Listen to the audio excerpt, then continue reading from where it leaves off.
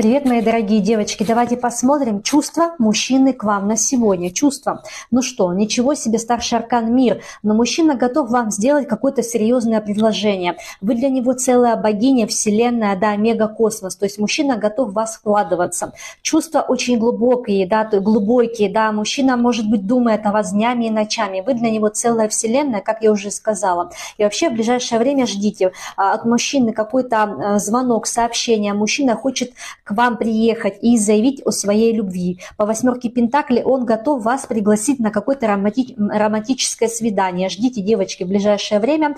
Это мужчина устроит вам романтическую встречу в каком-то красивом месте. Возможно, позовет в ресторан, в клуб, в кафе. Возможно, кстати, мужчина на расстоянии. Сейчас вы, может быть, не вместе, и он вас пригласит, купит вам билеты, чтобы вы поехали к нему в гости. Или сам мужчина к вам приедет. Ждите, да будет так.